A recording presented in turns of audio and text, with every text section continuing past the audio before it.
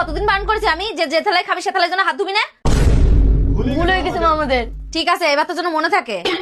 এবার দেখো মা, ঠিক আছে তো? আজকে আমি বেচাকেনা করছি, তুই দেখ কিভাবে বেচাকেনা করতে হয়, শেখ আগে। দাদা আমার একটা কালো কালারের জিন্স দেখাও তো, টপের সাথে পরবো। আরে বোন, এখন কেউ কালো জিন্স পরে নাকি? দাঁড়াও আমি তোমার একটা প্যান্ট দেখাচ্ছি। এগুলো ব্যাগের জিন্স, এখন টপের সাথে সব এগুলোই পরতে হয়, এগুলো ট্রেন্ডিংয়ে চলছে এখন। আর তুমি কালো প্যান্টের কথা বলছো না, ও প্যান্ট এখন বিক্রি হয় না, কেউ নিতেই যায় না। আমার গোডাউনে অনেক পড়ে আছে, এখন এই প্যান্টটা চলছে। বিষয় নেই, তুমি একটু ট্রাই করে দেখো, খুব সুন্দর দেখাবে এই প্যান্টটা পরলে তোমার। ঠিক বলিস দাদা, এই প্যান্টটা আমার টপের সাথে বলে বিরাট লাগবে না, কিন্তু দাদা এই প্যান্ট আমার বাড়ি একটা রয়েছে, লাগবে না দাদা, থাক, আমি বাড়িরটাই পরিনি, মানে তোমার প্যান্ট তুমি রাখো।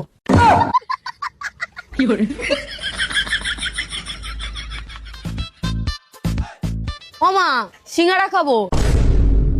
এই জন্য তোর আমি বাজারে নিয়ে আসি না, আমার কাছে টাকা পয়সা নেই, তোমার তো সিঙ্গারা খেতে হবে না।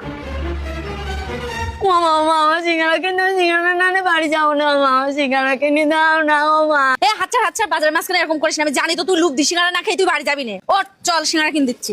ও দাদা, এর একটা সিঙ্গারা দাও দিনি। ঠিক আছে, দিচ্ছি।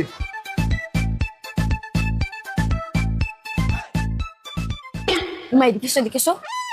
কি হয়েছে? ও মা, এই সিঙ্গাড়ার ভিতরে আলু কেন? এতে এবার আলু দেছে? চুপ করবে, এই শুনতে গেলে এবার আলু দামও কেটে নেবে না।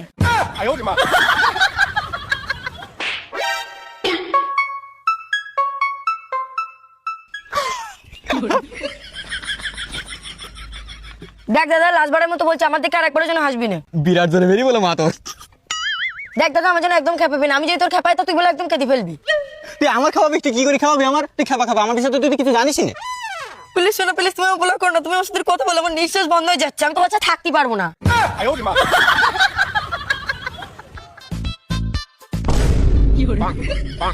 ও মা, ওর মেয়ের কাজ বাড়ি দেখেছো, সকালবেলা গাড়িটা খাই করবে লেগেছে একদম। এ মেয়ে, তুই কি করতে চাচ্ছিস? গাড়িটা নিয়ে ওরকম করছিস কেন? গাড়ি স্টার্ট দিচ্ছি তো স্টার্ট হচ্ছে না। এই মেয়ে, তোর মতো পাগল কেউ আছে? এইভাবে কি কেউ গাড়ি স্টার্ট দেয়? সব দেখি সর, গাড়িটা খাই করবে বলে লেগেছে। এই নে, এবার স্টার্ট দে, এতক্ষণ চাবি ছাড়া স্টার্ট দিচ্ছিলি। পাগলের দল করতে গাড়ি তোমার স্টার্ট দিতে পারবে না, ও গাড়ি রিমোট স্টার্ট হয়। পারলে ঘরে টিভি রিমোটটা নিয়ে স্টার্ট দাও, দেখো স্টার্ট হয় কিনা। রিমোটটা নিয়ে আসি, চল।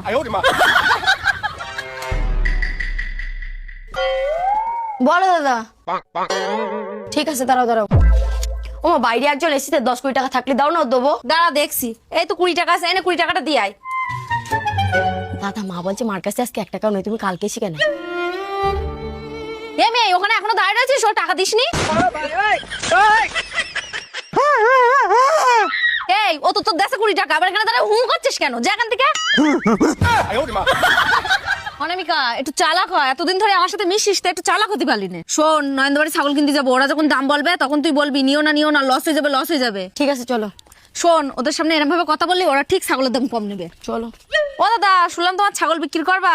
হ্যাঁ হ্যাঁ, ব্যস্ত তো। হ্যাঁ, তা কত দিতে হবে তোমার ছাগল? 5,000 টাকা নিচে ব্যস্ত না। ও মা, নিও না, লস হবে। তাহলে 7,000 টাকা দিয়ে কিনি। ও মা, নিও না, লস হয়ে যাবে, লস হয়ে যাবে।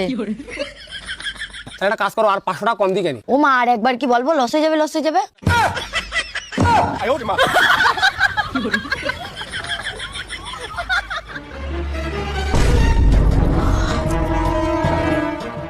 এই শালা, এই তোর বেল কই?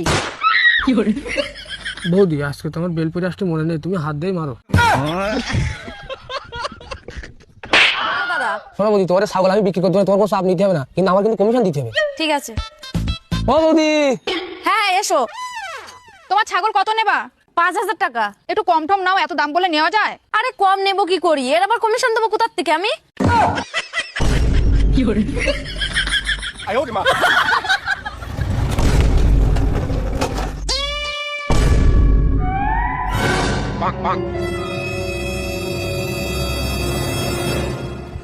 কত সুন্দর শিক্ষা এই মেয়েটার, ভগবান যদি এই শিক্ষাটা প্রতি মানুষের দিয়ে তো কতই না ভালো হতো।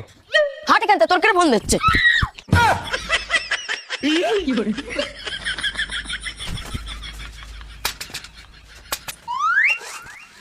কি হয়েছে দাদা? তোমার মেয়ে আমার ফোনে চলে এসেছে। না গো মা, আমি ওর কাছে ফোন টোন কিছু নেইনি, ওই তোমার রাস্তায় ধরে তাই জোর করে ফোন দিছে। তোর এত বড় সাহস, তুই আমার মেয়ের ফোন দিবি?